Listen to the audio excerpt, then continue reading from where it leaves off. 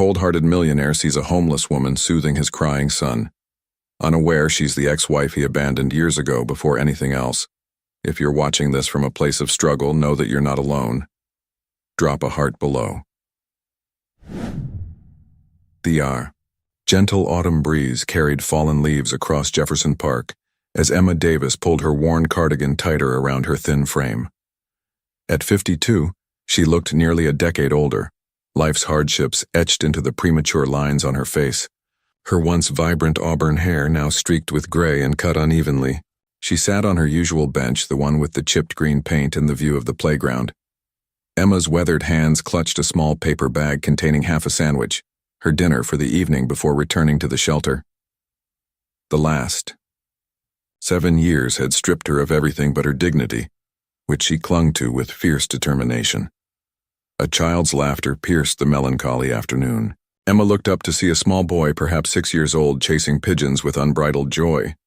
His expensive sneakers and pristine jacket spoke of privilege, but his uninhibited giggles spoke only of childhood innocence. "I'm going to catch one," the boy shouted to no one in particular as he darted after a particularly plump pigeon. Emma smiled despite herself. Something about the boy's dark eyes and the way his hair fell across his forehead struck a chord deep within her heart, a painful familiarity she couldn't quite place. Then it happened. The boy's untied shoelace caught under his foot, sending him tumbling onto the gravel path. For a moment, silence hung in the air before his face crumpled and tears welled up. Without thinking, Emma was on her feet, her own hunger and fatigue forgotten as she hurried to the child's side. "Hey there, brave one," she said softly, kneeling beside him. "May I take a look?" The boy sniffled and nodded, watching with curious eyes as Emma gently examined his scraped knee. "It's just a little battle wound," she assured him, pulling a clean tissue from her pocket, one of the few luxuries she allowed herself. She dabbed at the small injury with tender care. "My name's Tyler," the boy offered, his tears already subsiding. "What's yours?" "I'm Emma," she replied, her hands moving instinctively to his shoelaces. "Let's fix these troublemakers, shall we?"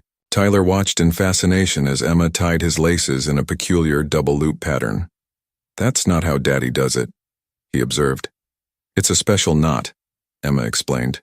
"My mother taught me when I was just about your age. These won't come undone, no matter how fast you run." From the sleek black Bentley parked at the curb, Richard Parker watched the interaction with interest. At 38, success had given him everything money could buy. The luxury car, the mansion in the hills, the tailored suit that fit his athletic frame perfectly. Everything except someone who could connect with his son the way this stranger just had.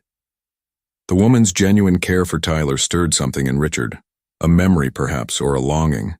There was something vaguely familiar about her, though he couldn't place it. If he had looked more closely at her eyes, he might have recognized Sarah, the wife he had abandoned 7 years ago when she was 3 months pregnant. But time and hardship had transformed her beyond his recognition. Richard stepped out of his car and approached them, his designer shoes crunching on the gravel path. "Thank you for helping him," he said, extending his hand. "I'm Richard Parker, Tyler's father." Emma looked up, and for a brief moment, her heart stopped.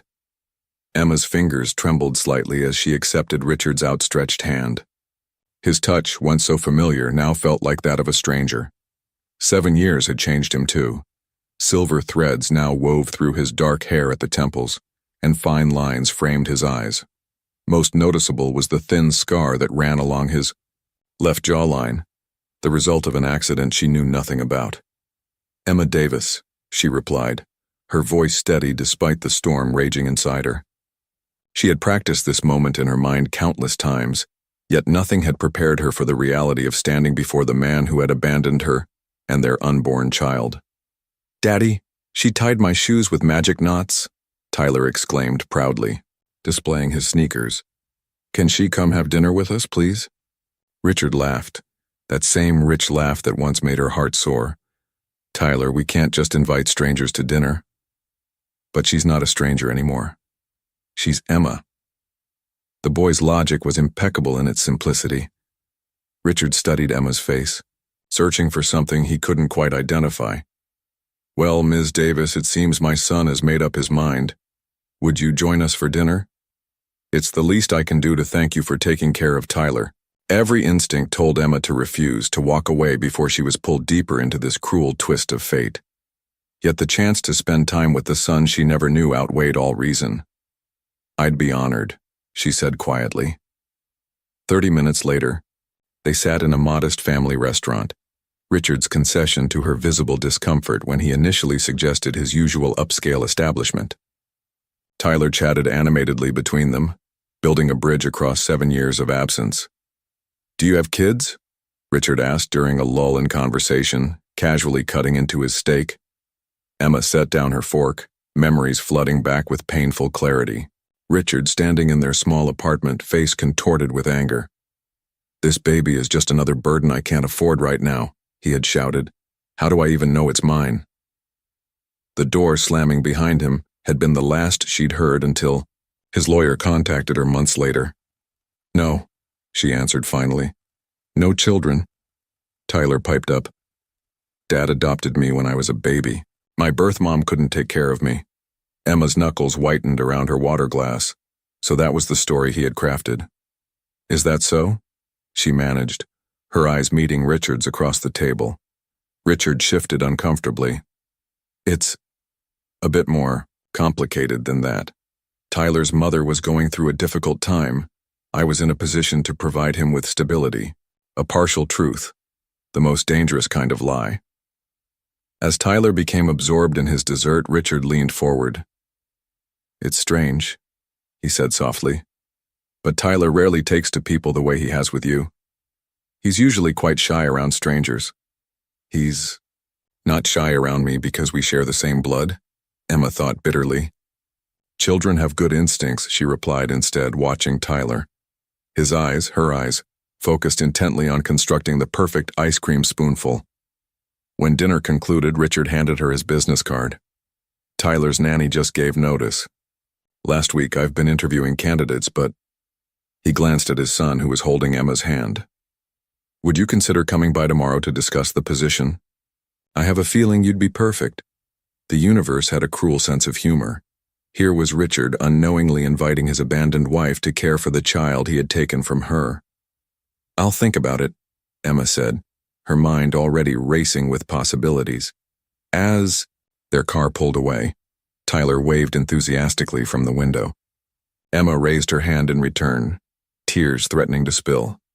Standing alone on the sidewalk, she pulled from her pocket the only treasure she had managed to keep through years of homelessness, a small silver locket containing an ultrasound image of the baby she thought she had lost forever. 3 days passed before Emma returned to Jefferson Park, her mind wrestling with the decision before her. The bench felt colder today, or perhaps it was just the chill of uncertainty settling in her bones. She had spent countless hours in the shelter's bathroom, staring at her reflection, searching for traces of the woman Richard had once known. The woman she had been before desperation and homelessness had weathered her skin and dulled the spark in her eyes. I was hoping I'd find you here. A familiar voice interrupted her thoughts. Emma looked up to see Richard standing before her, immaculate in a charcoal suit despite the casual setting. Unlike their first encounter, he was alone. Where's Tyler? She asked, unable to hide the concern in her voice. With his tutor. I came specifically to speak with you. Richard sat beside her, maintaining a respectful distance. You never called. About the position. Emma traced the peeling paint on the bench with her fingertip. I'm not sure it would be appropriate. Tyler hasn't stopped talking about you since dinner. He's convinced you're some sort of childhood whisperer. Richard's smile faded into something more serious.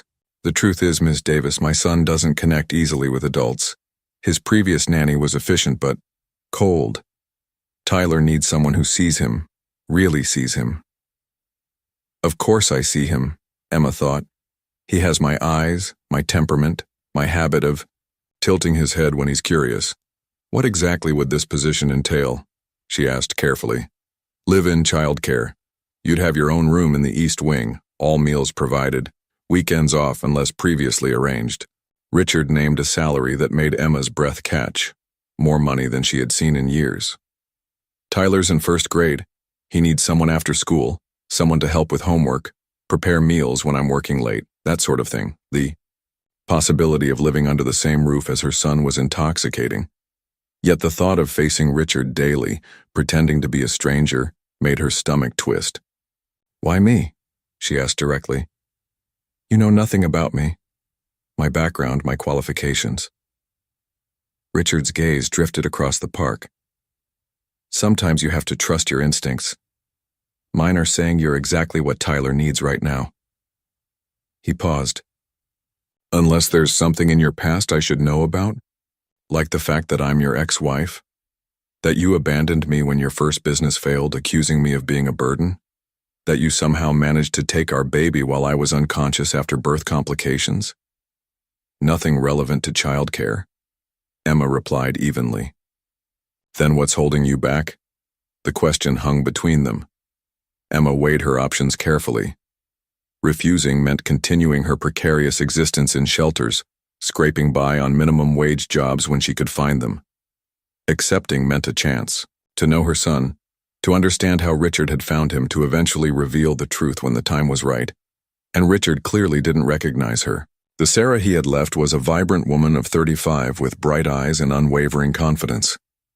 The Emma before him was a shadow, worn down by years of hardship that had etched lines around her eyes and stripped the color from her cheeks.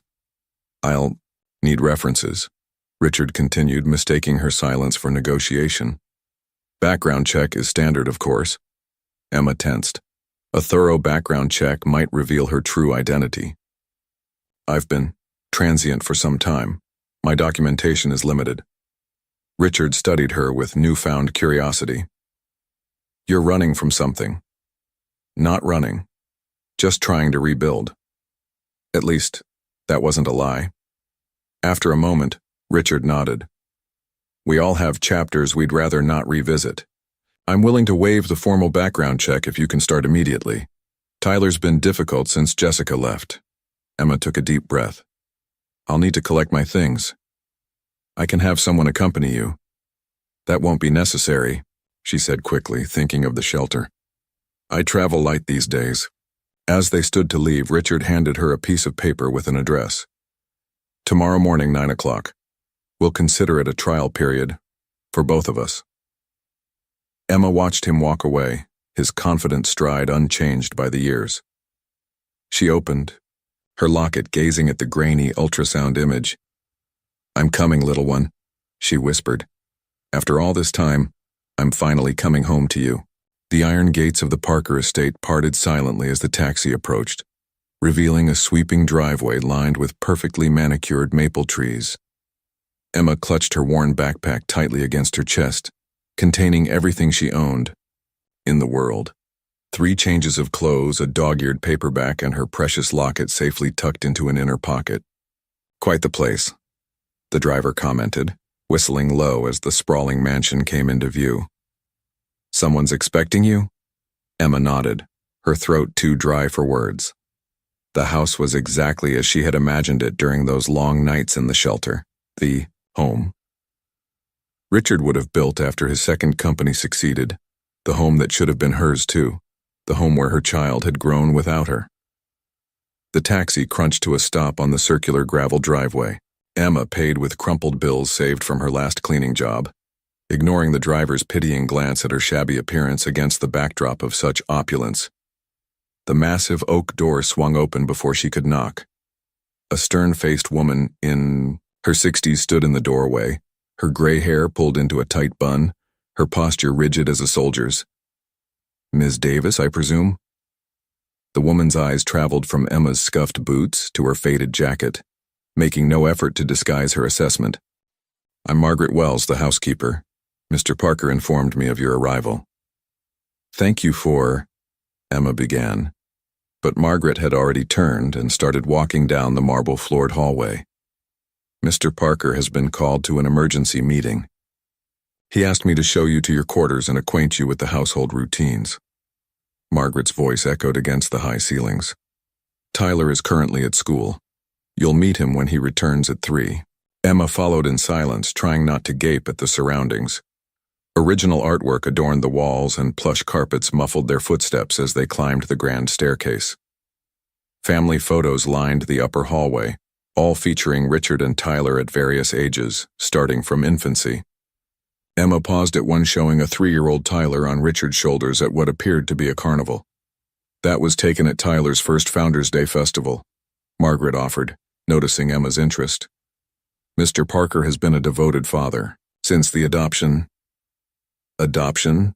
Emma prompted cautiously. Margaret's expression softened slightly. Tyler's mother was a young woman in difficult circumstances. Mr. Parker adopted him as a newborn, quite the humanitarian gesture. He rarely discusses it, prefers people to see Tyler simply as his son, not his adopted son. A convenient narrative, Emma thought bitterly. A humanitarian gesture rather than a calculated theft. They continued down a long corridor to what Margaret called the East Wing. The room she opened was modest compared to the rest of the house, but still larger than any space Emma had occupied in years. A queen-sized bed with crisp white linens, a small writing desk beneath a window overlooking the gardens, and a private bathroom with gleaming fixtures. "This will be your space," Margaret explained. "Meals are served in the kitchen unless Mr.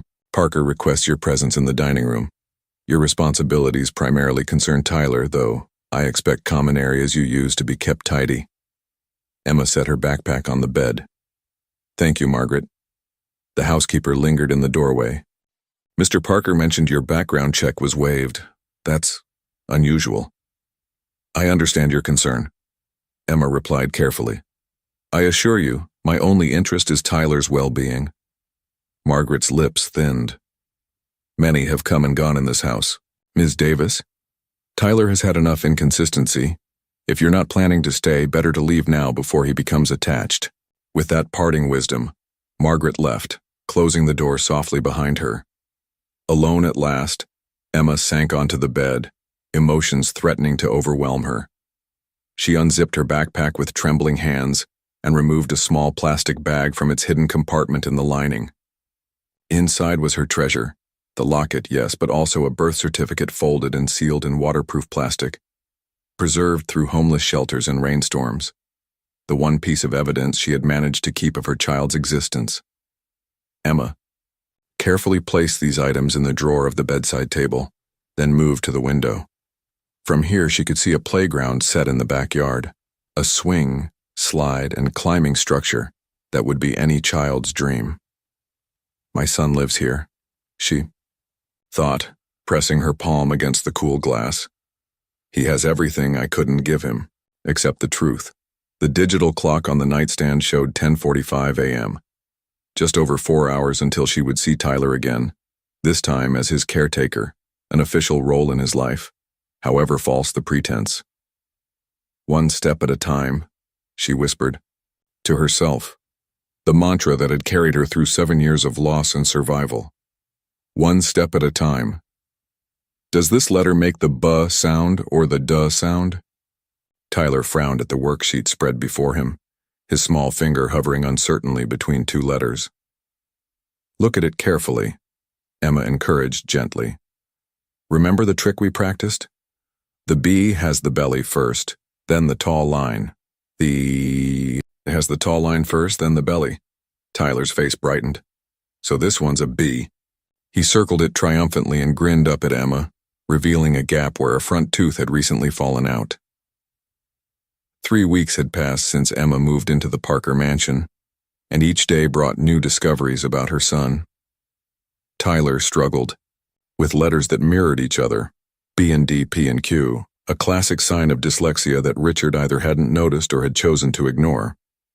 "You're getting so much better," Emma praised, ruffling his hair affectionately. "Let's try 3 more, then we can take a break." The afternoon sun streamed through the kitchen windows as they worked at the large island counter. Emma had discovered that Tyler concentrated better in bright, open spaces rather than the formal study where previous tutors had tried to force learning.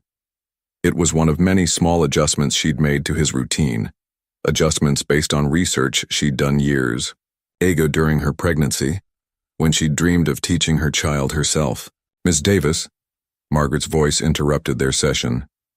Mr. Parker would like to see you in his office when you have a moment. Emma nodded, turning back to Tyler. Finish these 3 letters, then you can have your snack.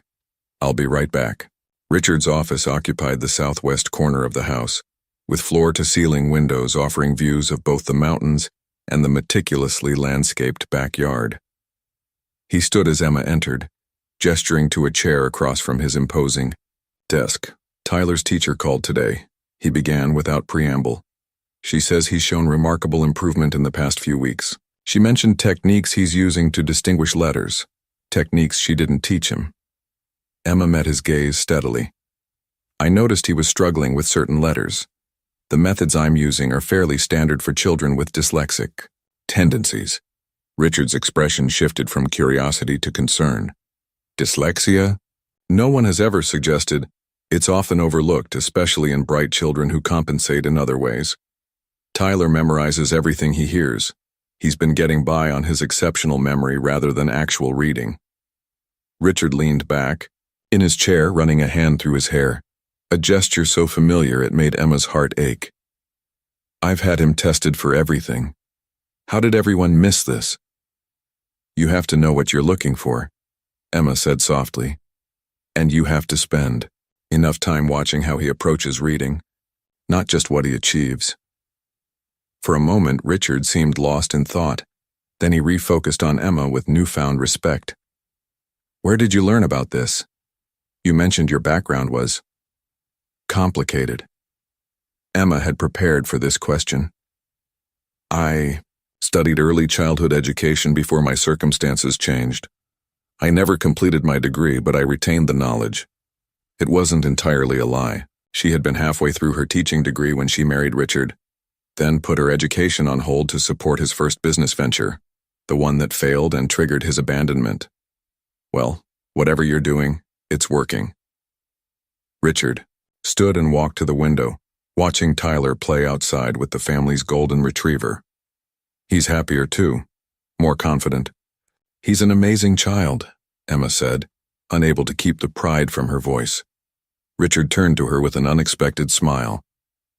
Would you be willing to join us for dinner tonight? Not in the kitchen, but properly in the dining room. I'd like to include you in some decisions about Tyler's education going forward. That evening, as they discussed summer learning programs and potential specialized tutoring, Emma felt the strangest sensation, as if they were a normal family, planning their child's future together. The fantasy was both sweet and painful. Later, that night, a scream tore through the quiet house. Emma rushed from her room to find Tyler thrashing in his bed, caught in the grip of a nightmare. Shh, you're safe, she whispered, gathering him into her arms. Instinctively, she began humming a lullaby, the same one she had sung to her pregnant belly each night, imagining the child growing within. Tyler's breathing slowly steadied. His eyes, heavy with interrupted sleep, blinked up at her. I know. That song, he murmured drowsily. From somewhere before, Emma's heart nearly stopped. It's an old lullaby, she managed to say. Perhaps someone sang it to you when you were very little. Maybe. Tyler yawned, nestling against her shoulder. It makes the scary things go away. That's what it's supposed to do, Emma whispered, fighting back tears. That's exactly what it's supposed to do. As Tyler drifted back to sleep, Emma continued humming, her mind racing. Had some part of him remembered? Had the melody penetrated the fog of infancy to remain lodged somewhere in his subconscious? The possibility was both wonderful and terrifying. From the doorway came a soft sound. Emma looked up to find Richard watching them, his expression unreadable, in the dim glow of the nightlight. How much had he heard? How much did he suspect? Emma held her breath, but Richard merely nodded once in acknowledgement before disappearing back into the shadowed hallway. Emma. Watch this, Tyler called from the top of the jungle gym, waving with both hands, momentarily releasing his grip on the bars. Emma's heart leapt to her throat, a mother's instinct that she had to disguise as professional concern. Both hands on the bars, please, she called back, smiling to soften the instruction. The weekend sunshine had drawn them to the community park, a compromise between Emma's suggestion of a public playground and Richard's usual preference for private, exclusive spaces. Tyler had blossomed in the past 6 weeks under Emma's care, his confidence growing alongside his reading skills. "He's like a different child," remarked Richard, who had surprised them both by taking a rare Saturday off to join their outing. He sat beside Emma on the bench, his casual attire, jeans and a simple button-down, making him almost unrecognizable as the corporate titan whose face occasionally graced business magazines. "Children respond to consistency and understanding," Emma replied, keeping her eyes on Tyler. "He just needed someone to see his challenges as opportunities, not limitations." Richard turned to study her profile. "You're something of a mystery, Emma Davis." A sleek silver Audi pulled up to the curb, interrupting whatever Richard might have said next. From it emerged a woman whose confident stride and impeccable appearance announced her importance before she'd spoken a word. "Richard, there you are." The woman approached, designer sunglasses perched atop her perfectly styled blonde hair. "I've been calling all morning." "Vanessa." Richard stood, checking his phone with a frown. "I put it on silent for family day. Is something wrong?" "The Singapore deal is wobbling. Hamilton needs you to call him." She stopped abruptly, noticing Emma for the first time. "Oh, I didn't realize you had company." Richard gestured between them. "Vanessa Mitchell, this is Emma Davis, Tyler's new caregiver." "Emma, Vanessa is my business partner and oldest friend." Vanessa extended a manicured hand, her smile not quite reaching her eyes. "Charmed. So you're the miracle worker I've been hearing about. Richard says Tyler's completely transformed under your care." Before Emma could respond, Tyler came bounding over. "Aunt Vanessa, did you bring me anything? Don't I always?" Vanessa produced a small gift-wrapped package from her purse. "Just a little something I picked up in Tokyo last week." As Tyler tore into the present, a sophisticated remote-controlled car, Emma observed the dynamic between Richard and Vanessa. There was history there, comfortable and complex. Vanessa stood slightly closer to Richard than necessary, her body language possessive. "Emma, would you mind taking Tyler for ice cream?" Richard asked, handing her some bills. "Vanessa and I need to discuss a business matter." Emma recognized the dismissal for what it was. "Of course, come on, Tyler. Let's see if they have your favorite flavor." As they walked toward the ice cream stand, Emma felt Vanessa's gaze boring into her back. "I don't think Aunt Vanessa likes me very much," Tyler observed with a child's unfiltered honesty. "What makes you say that?" Emma asked, surprised by his perception. Tyler shrugged. "She looked at you like Brendan looks at the new kid who sits at our lunch table." From the mouth of babes, Emma thought. When they returned, Vanessa was showing Richard something on her tablet, their heads bent close together. She quickly closed the screen as they approached. "All settled?" Emma asked lightly. "For now," Richard replied. "Vanessa will be staying for dinner tonight. She's been away for 3 weeks and wants to catch up with Tyler." That evening, Emma served dinner and then excused herself to eat in the kitchen, as was customary when Richard had guests. But halfway through her solitary meal, the dining room door swung open.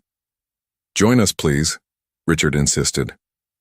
"Tyler wants to tell you about his science project idea." Vanessa's tight smile spoke volumes as Emma took a seat at the formal table. "Emma, Richard tells me you've been quite secretive about your background," Vanessa said during a lull in conversation. "Very mysterious." "There's no mystery," Emma replied evenly. "Just not much worth sharing." "Everyone has a story," Vanessa persisted. "Where did you work before coming here?" "Various places. Most recently custodial services at Mercy Hospital." "And before that?" Richard cleared his throat. "Vanessa, this isn't a job interview. Emma's already proven herself." "I'm just making conversation," Vanessa said innocently. "After all, she's caring for the most precious person in your life. Don't you want to know everything about her?" Later, as Emma helped Tyler prepare for bed, she overheard voices from Richard's study, completely unvetted. Vanessa was saying. No formal background check, no references. For all you know, she could be anyone. She's good with Tyler. That's all that matters, Richard responded firmly. Is it? Because I distinctly remember helping you secure custody of that boy through a very delicate legal process. If his biological mother ever resurfaced, she won't. Jack ensured the adoption was airtight. Legal documents can be challenged, especially when the birth mother never explicitly signed away her rights. There was a long pause before Richard spoke again, his voice lower now. I appreciate your concern, Vanessa. I'll have Jack run a deeper check on Emma discreetly. Will that satisfy you? Emma's blood ran cold. A deeper investigation would surely reveal her true identity. She had perhaps days before her secret was exposed before she lost Tyler a second time. Tyler, she said, forcing calm into her voice as she returned to his bedside. How would you feel about a special field trip tomorrow? Just you and me? Like an adventure. His eyes lit up. Exactly like an adventure, Emma replied, already calculating what she would need to take, how far they could get, whether she had enough saved for 2 bus tickets out of state. But as she looked at his trusting face, the reality of what she was contemplating hit her. She couldn't kidnap her own son, couldn't tear him from the only home he'd ever known, the father he loved, regardless of how Richard had obtained custody. There had to be another way. Morning sunlight dappled the backyard garden as Emma spread a checkered blanket over the grass. The special field trip she had impulsively suggested had transformed into a backyard picnic, a compromise with herself after a sleepless night wrestling with impossible choices. Can we make this a weekly tradition? Tyler asked, carefully, arranging strawberries in a perfect circle around the edge of his plate. His methodical nature reminded Emma so much of herself that it made her heart ache. I don't see why not, she replied, watching as he meticulously cut his sandwich into precise triangles. Everyone needs a picnic day. The past 12 hours had been a silent battle within Emma's soul. The instinct to run, to take Tyler and disappear, had warred with the rational knowledge that such an action would only bring harm. Tyler was happy and secure. Uprooting him from his life based on her own desires would be selfish, no matter how justified her anger toward Richard. Emma? Tyler's voice pulled her from her thoughts. Did you have a mommy and daddy when you were little? The question caught her off guard. Yes, I did. My father passed away when I was about your age, but my mother lived until I was in college. Do you have any kids? The innocent inquiry sent a jolt through her body. Emma set down her glass of lemonade, choosing her words carefully. I had a son once, she said softly, but he went to live with someone else who could take better care of him at the time. Tyler's eyes widened. Didn't you want him? More than anything in the world, Emma whispered, fighting to keep her voice steady. But sometimes life doesn't give us what we want even when we try our hardest. Tyler considered this with the serious contemplation only a 6-year-old could muster. Maybe you could find him someday, he suggested brightly. Like in the movies, where families get back together after being apart. Emma felt a tear escape despite her best efforts. She quickly brushed it away. Maybe someday. I didn't know I had another mom until I was 4, Tyler said, switching topics with a child's fluid logic. Dad said she couldn't keep me because she was sick, but that she loved me very much. Then he said she went to heaven. Emma froze. This was the first she'd heard of this particular version of the story. Richard had fabricated not just an adoption narrative, but a deceased birth mother. Your dad told you that? She asked carefully. Tyler nodded, picking at the crust of his sandwich. Sometimes I wonder what she looked like, if I look like her at all. You have her eyes, Emma wanted to say. Her smile when you're truly happy, not just being polite. The way you tilt your head when you're curious about something. That's from her too. Instead, she said, I'm sure she would be very proud of the boy you're becoming. A shadow fell across the blanket. Emma looked up to find Richard standing over them, his face unreadable. How long had he been there? How much had he heard? Mind if I join you too? He asked, loosening his tie. Tyler brightened. "Dad!" Emma made cucumber sandwiches, the fancy kind without crusts. Richard lowered himself onto the blanket, looking strangely vulnerable outside his usual environments of office, car, or formal dining room. So she did. Very sophisticated picnic fare. An awkward silence settled over them as Richard picked up one of the tiny sandwiches, examining it as though it were an artifact from another civilization.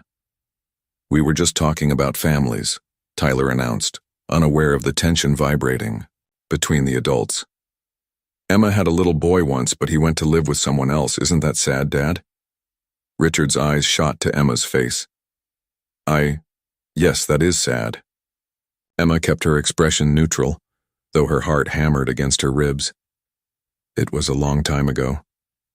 "Do you ever worry," Richard asked suddenly, "that his birth mother might come looking for him someday?"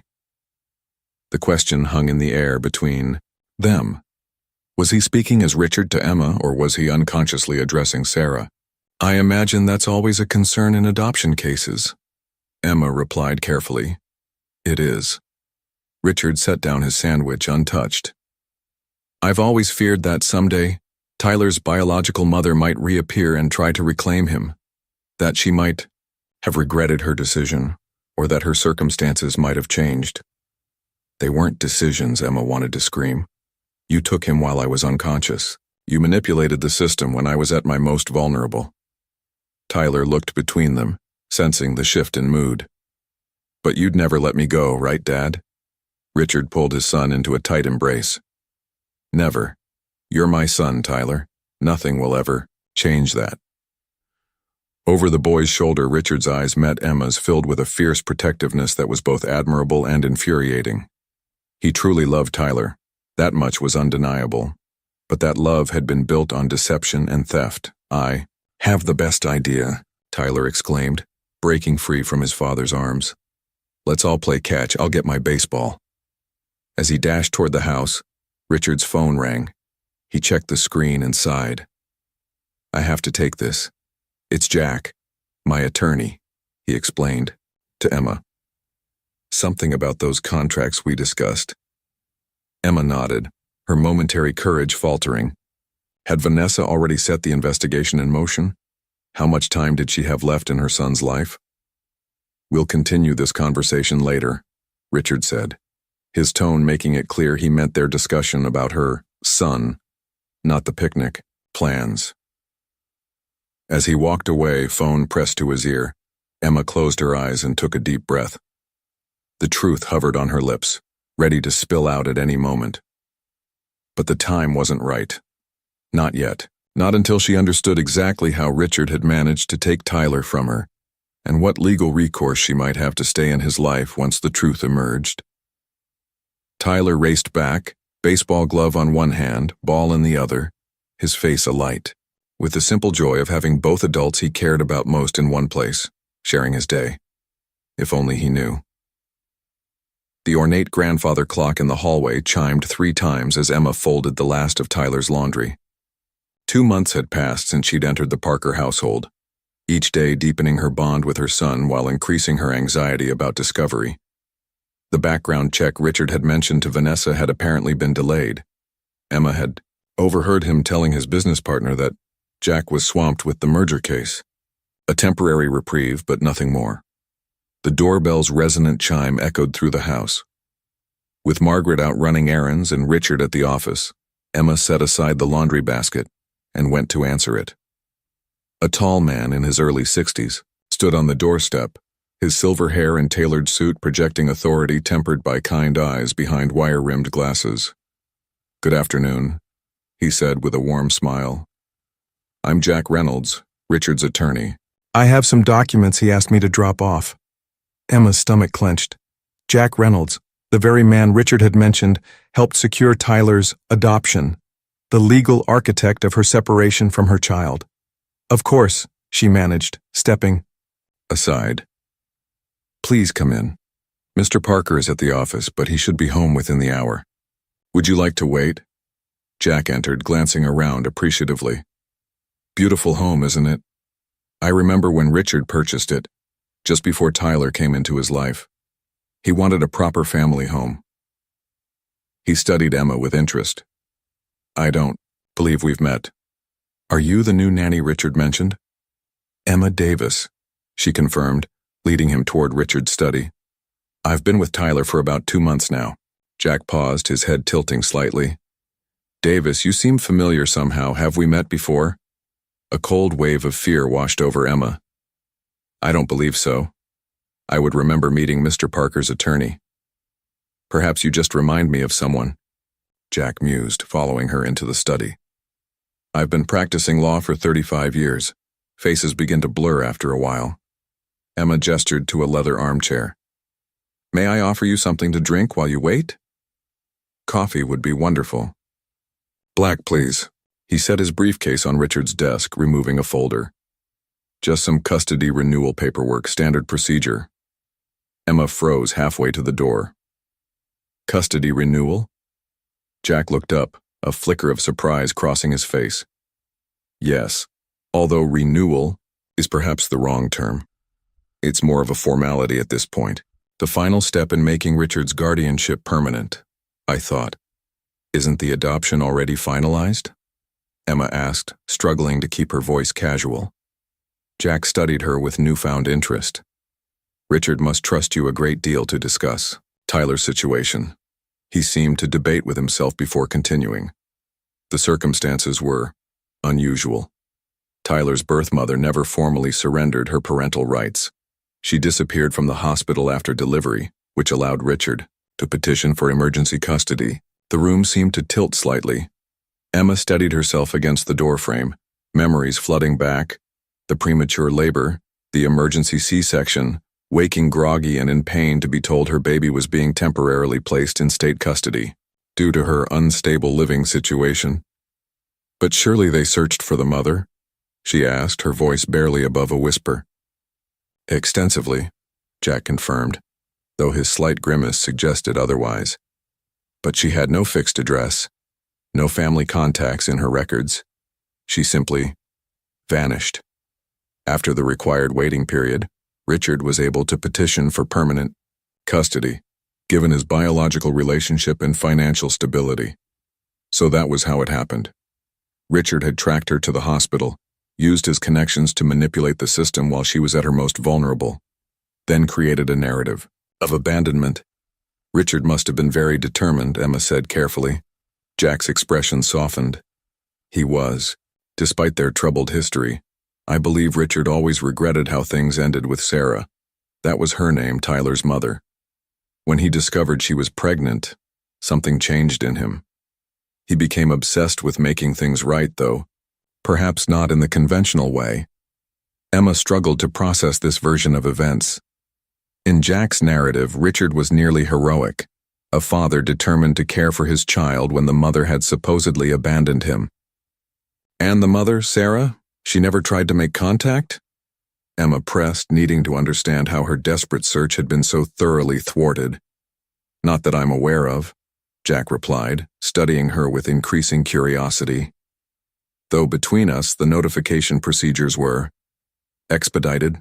Richard had concerns about her stability. The medical records indicated previous mental health issues. Postpartum depression after my miscarriage the year before, Emma thought bitterly. Twisted into a weapon against me. A small voice interrupted, them from the doorway. Emma, I'm home from school. Tyler stood there, backpack still on, eyes lighting up when he spotted Jack. Uncle Jack, did you bring me anything? Jack laughed, tension dissolving. Don't I always? Check the side pocket of my briefcase. As Tyler eagerly explored the briefcase, Jack lowered his voice. I've known that boy since he was 3 days old. Watched Richard transform from a ruthless businessman into a devoted father. Whatever the circumstances, Tyler has had a good life. Emma swallowed the lump in her throat. Yes, he has. Still, Jack continued, watching Tyler unwrap a small toy car. I've always wondered about Sarah. Whether she regretted her choice, whether she ever thinks about the child she left behind. Perhaps, Emma said softly. She never had a choice at all. Jack's eyes snapped to hers, something like recognition flickering in their depths. But before he could respond, Tyler tugged at Emma's hand, breaking the moment. "Can we have cookies?" "Before homework," he pleaded. "Just one," Emma conceded, grateful for the interruption. Then straight to math. As she led Tyler toward the kitchen, Emma could feel Jack's gaze following her, thoughtful, puzzled, as though assembling pieces of a puzzle he hadn't realized was before him. The walls of her carefully constructed facade were beginning to crack. Time was running out. Emma sat at the small desk in her room, the bedside lamp casting a warm glow as she reviewed Tyler's latest reading assessment. His progress over the past 10 weeks had been remarkable. From struggling with basic letter recognition to reading simple sentences, she allowed herself a moment of pride before the familiar ache set in. These were milestones she should have witnessed from the beginning. A soft knock interrupted her thoughts. She opened the door to find Richard standing there, his usual confident demeanor replaced by something more hesitant. "May I come in?" he asked. Emma stepped aside, suddenly conscious of her sparse quarters. Besides the standard furnishings, she had added just one personal touch, a small vase of wildflowers Tyler had picked for her. Richard paced the small space before turning to face her. "Jack mentioned that you two had an interesting conversation yesterday." Emma kept her expression neutral. "He was quite knowledgeable about Tyler's history." "That's what concerns me." Richard's eyes searched hers. "He said you asked specific questions about Tyler's mother and the custody arrangements." "Natural curiosity," Emma replied, maintaining steady eye contact. "I care about Tyler. Understanding his background helps me connect with him." Richard nodded slowly, but doubt lingered in his expression. "Jack thought you seemed unusually invested in those details." A heavy silence stretched between them. Emma sensed they were approaching a precipice, but before she could respond, Richard's phone chimed. He glanced at the screen and frowned. "It's Vanessa. She says it's urgent." He answered the call, keeping his eyes on Emma. "Yes? I'm with her now." Emma could hear Vanessa's voice, tinny but unmistakable through the speaker. Richard's expression darkened as he listened. "I see," he said finally. "Send me everything. I'll handle it." He ended the call, his face now unreadable. "Vanessa took it upon herself to investigate your background," he said flatly. "Apparently, you've been less than forthcoming." Emma's heart raced. What did she find? Records from St. Mary's Shelter for Women, Bellevue Psychiatric Hospital, a 3-week stay following what they termed acute traumatic loss and depression, a series of temporary addresses and minimum wage jobs. He paused. "No formal education. Credentials despite your claims of studying childhood development." Relief flooded Emma. They hadn't discovered her true identity yet, followed immediately by new concern. Richard was watching her with growing wariness. "You never mentioned homelessness or psychiatric treatment," he continued. "Vanessa believes you're unstable, possibly dangerous." "I'm neither," Emma replied firmly. "Yes, I've struggled. I lost everything 7 years ago. My home, my family, eventually my hope. The hospital stay was after I..." She paused, deciding how much truth to reveal. "After I lost my child and had nowhere to go." Richard's expression softened slightly. "I'm sorry for that loss, truly. But you should have been honest about your background. Would you have hired me if I'd told you I was once homeless? That grief drove me to a breaking point?" Emma challenged. "Or would you have seen me as Vanessa does, as damaged, unstable, a risk to your perfect household?" Before Richard could answer, his phone chimed again with an incoming text. He glanced at it and his face hardened. "Vanessa's sending someone to collect Tyler from school early today. She thinks it's safer if you don't have contact with him until we've had a more thorough evaluation of your mental state." "She has no right," Emma protested, panic rising. "Tyler will be confused, frightened." "She's acting on my authority," Richard interrupted. "And frankly, after learning you've hidden significant mental health issues, I'm inclined to agree with her caution." Emma stepped forward, desperate. "Richard, please. I've never done anything to harm Tyler. You've seen how he's thrived with me. I've seen a woman who deliberately concealed her past, who has shown unusual interest in the legal details of my son's adoption, who has no verifiable credentials. His voice grew colder with each point. For all I know, you could be plotting to kidnap him. The irony was so bitter Emma almost laughed. I would never take Tyler from his home. Yet I found a bus schedule in your drawer yesterday when I came to leave your paycheck, with 2 destinations circled. Richard's eyes narrowed. Care to explain that? Emma faltered. She had indeed researched escape options during a moment of panic after overhearing Vanessa and Richard discuss investigating her. A contingency she'd ultimately rejected, but the evidence looked damning. It's not what you think, she began, but Richard raised his hand to silence her. I want you to pack your things, he said, his voice steady but final. I'll arrange for a car to take you wherever you need to go and provide a generous severance. But your employment here is terminated, effective immediately. Please, Emma whispered, tears filling her eyes. Don't do this. Tyler needs consistency. What? Tyler needs his safety and stability, Richard cut in. You've become too attached too quickly. It's not healthy for him or for you. Emma thought of the birth certificate hidden in her drawer, of the revelation that would change everything. For a breathless moment, she considered laying it all bare. Her true identity, the manipulation, the theft of her child. But what then? A legal battle she couldn't afford against a man with unlimited resources? The traumatic upheaval of Tyler's world?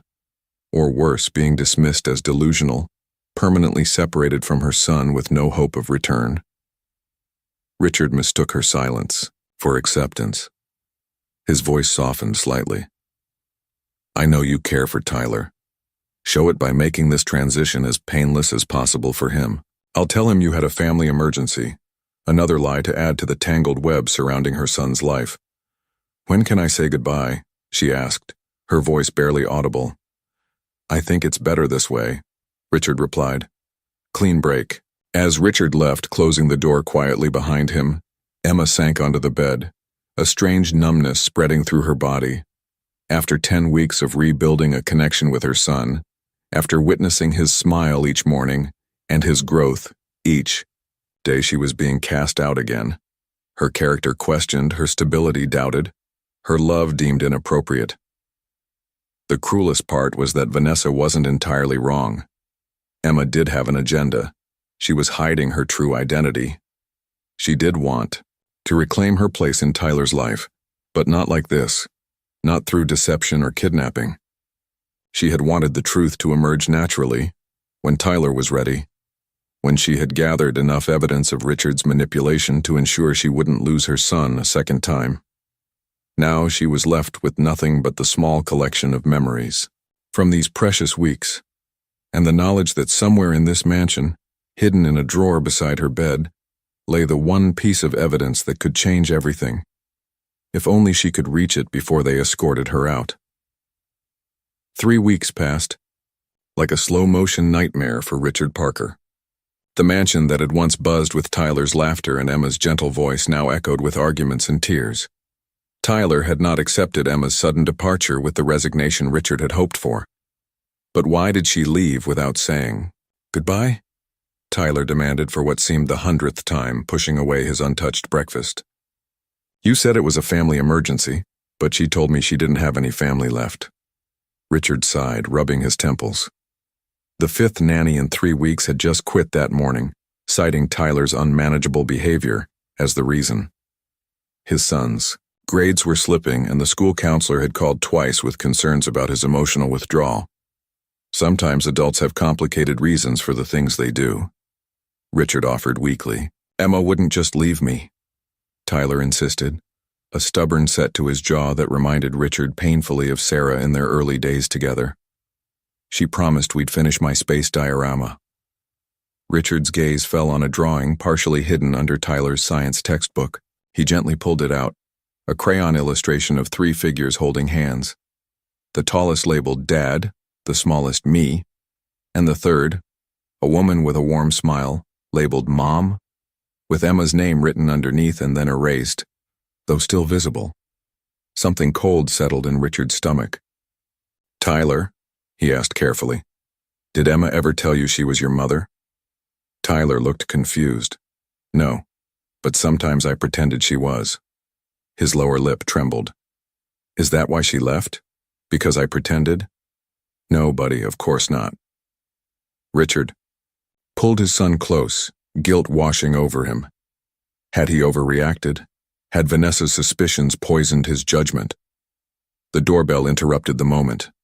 Richard opened it to find Jack Reynolds holding a leather portfolio. Sorry to drop by unannounced, Jack said, glancing at Tyler. But we need to finalize those custody documents before my vacation. Got time to talk? In Richard's study, Jack spread several legal papers across the desk. Just standard renewals. The court is finally closing Sarah's case permanently given the extended absence. Once you sign these, there can be no future custody challenges. Richard's pen hovered over the signature line. Jack, what do you remember about Emma Davis? Jack looked surprised by the question. Seemed devoted to Tyler. Quite knowledgeable about childhood development. He paused. There was something familiar about her, though I couldn't place it. Familiar how? Jack removed his glasses, polishing them thoughtfully. Something in her mannerisms, perhaps. The way she asked about Sarah. About the circumstances of Tyler's custody arrangement. Asked about Sarah specifically? Richard's attention sharpened. She seemed particularly interested in whether Sarah had voluntarily surrendered her rights. Jack replaced his glasses. Perfectly natural curiosity for someone in her position, but there was an intensity to her questions that struck me as personal, rather than professional. Richard opened his desk drawer and withdrew the file Vanessa had compiled on Emma. No mention of Sarah here. No connection between them. Perhaps not in official records, Jack mused. But you know, I always found it odd that Sarah disappeared so completely. A woman doesn't just vanish without a trace, especially one who'd just given birth. Unless something happened to her, Richard said quietly, a growing unease spreading through him. Or unless she had no choice, Jack replied.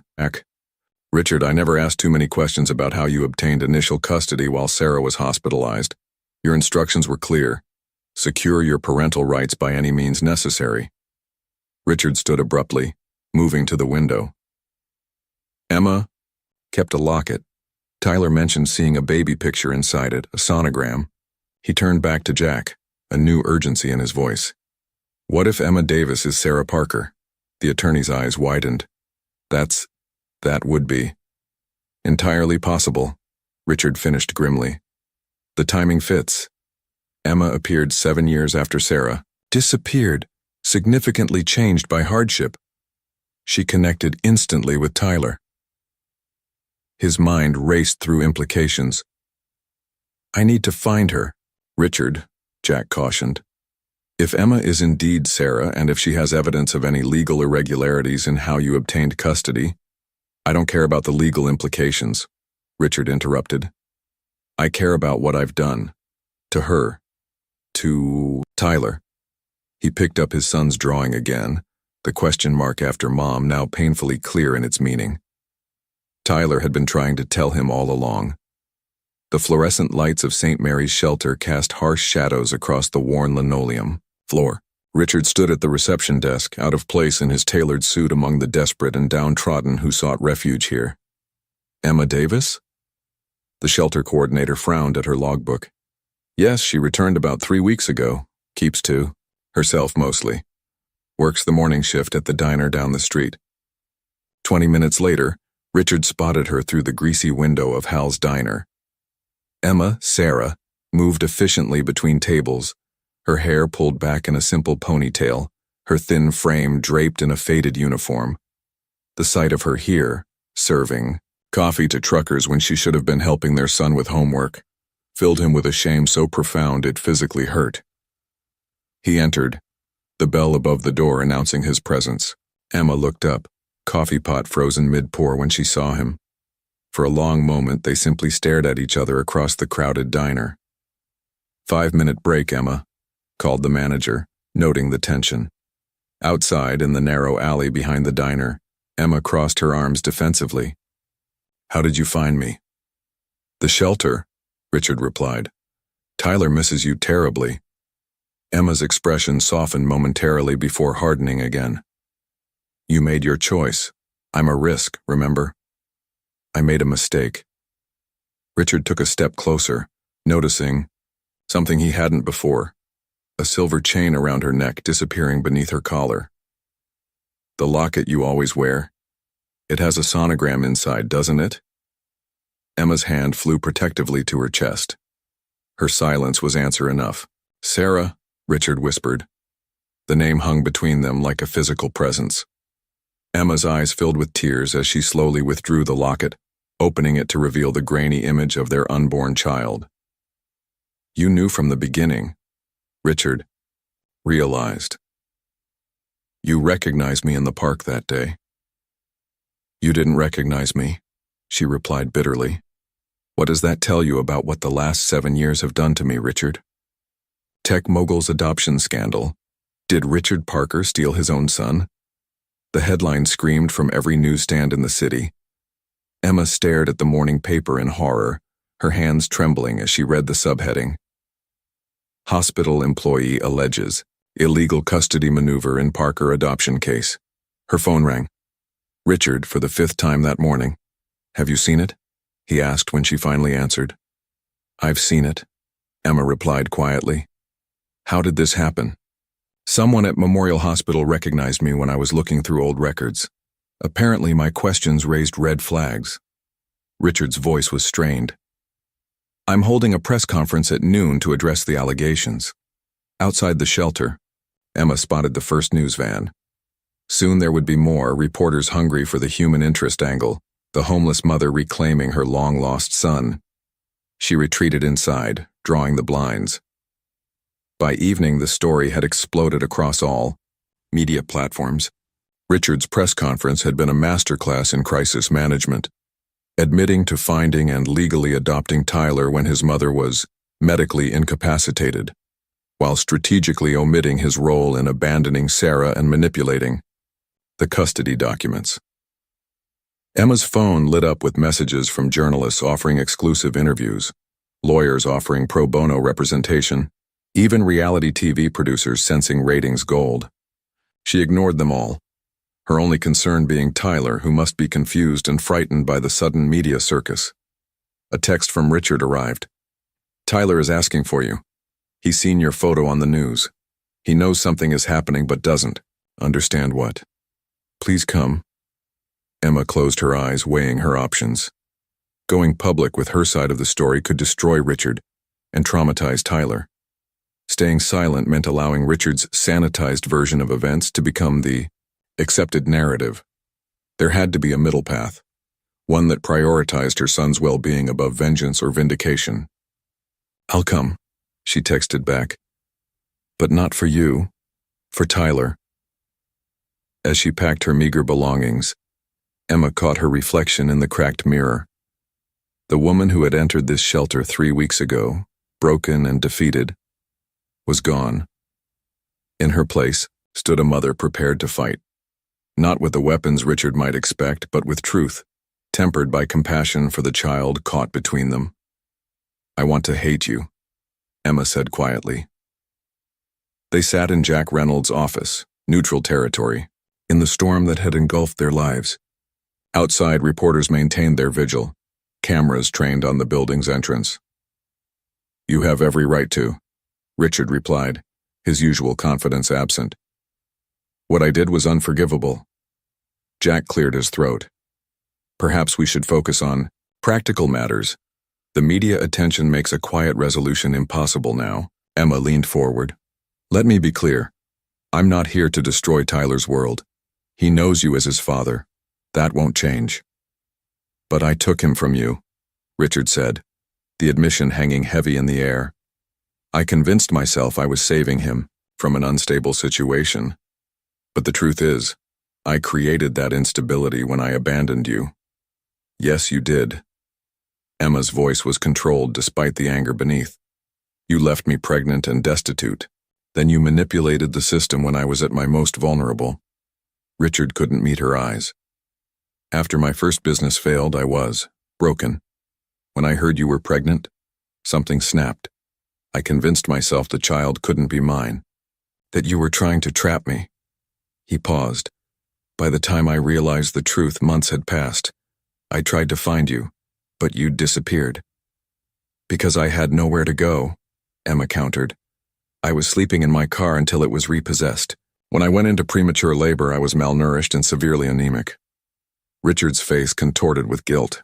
When I found you in that hospital, unconscious after the C-section, I told myself I was protecting our son from a mother who couldn't care for him. You created a fiction that made you the hero, Emma said. But what about me? Did you ever wonder what happened to me after you took our baby? The silence that followed was answer enough. I could take this to court, Emma continued. I have the birth certificate. I have evidence of the manipulation, but a prolonged legal battle would only hurt Tyler.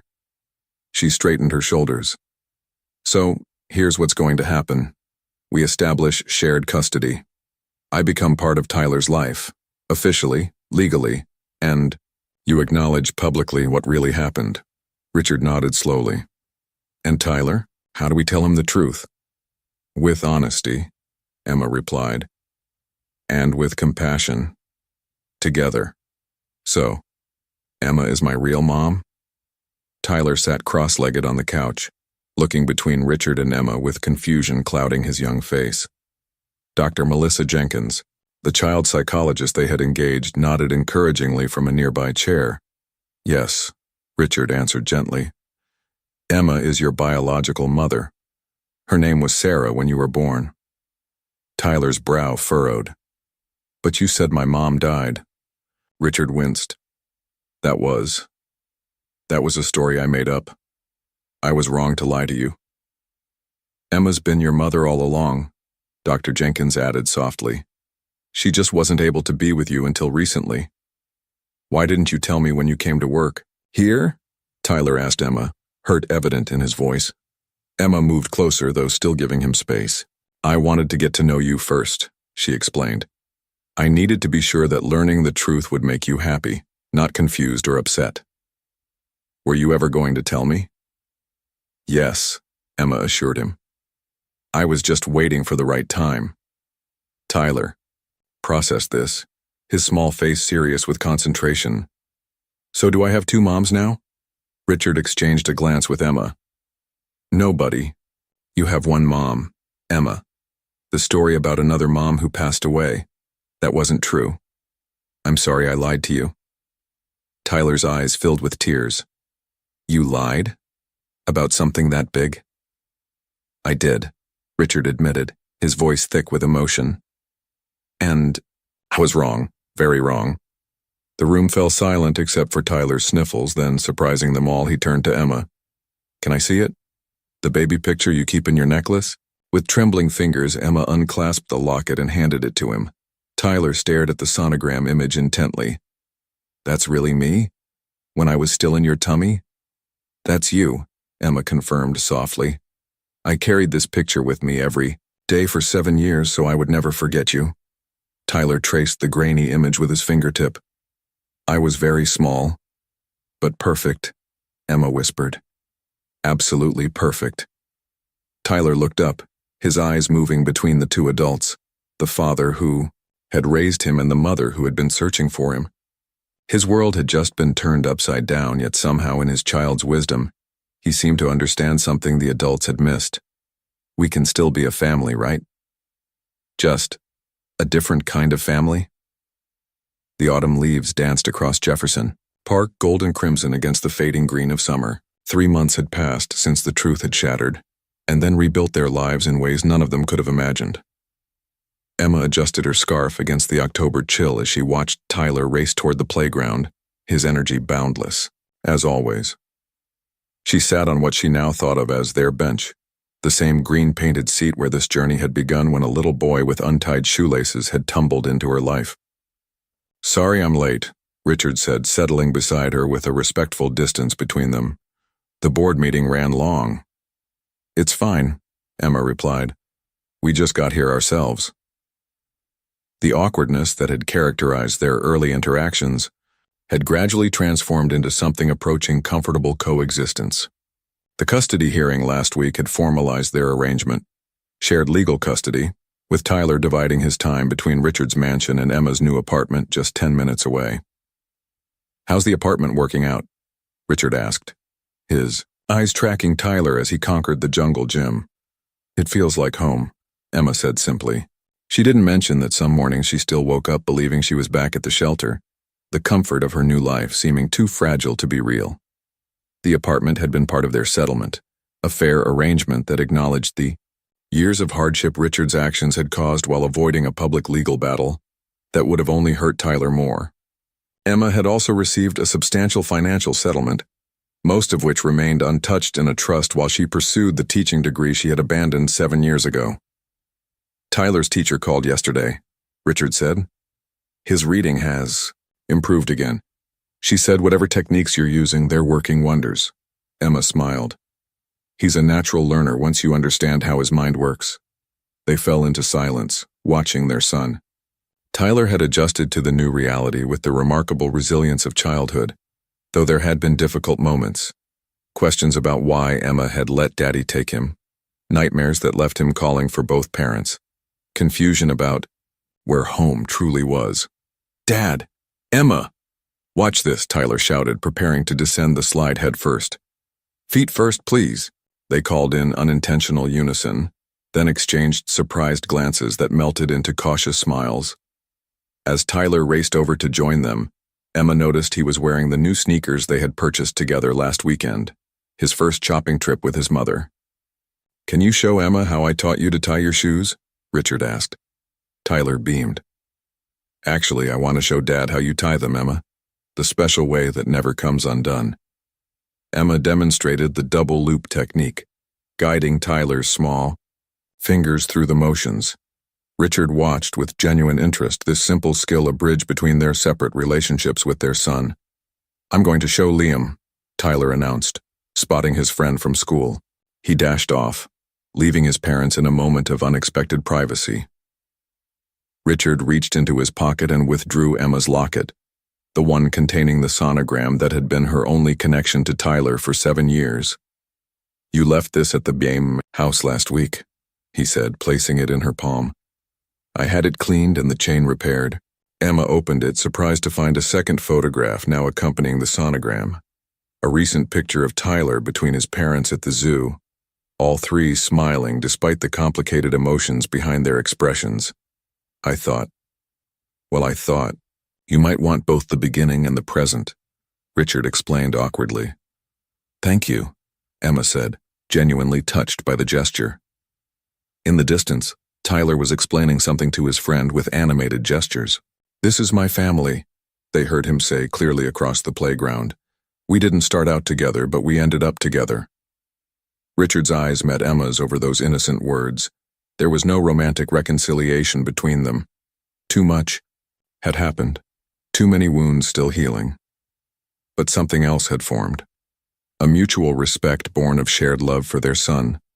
A commitment to move forward with honesty and integrity. "He's remarkable," Richard said quietly. "He is," Emma agreed. "And he deserves parents who can put his needs above their own history." As the afternoon light began to fade, casting long shadows across the park, Emma fastened the locket around her neck.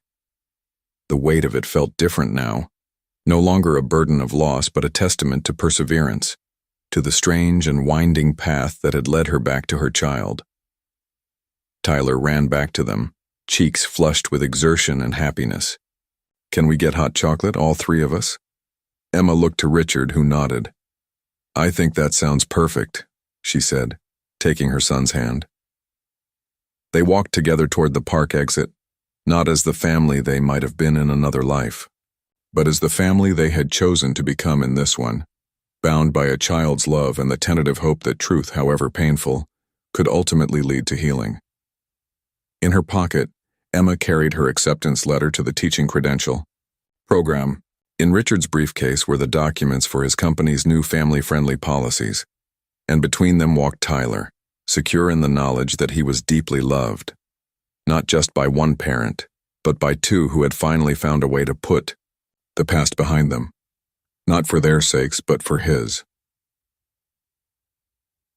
The end.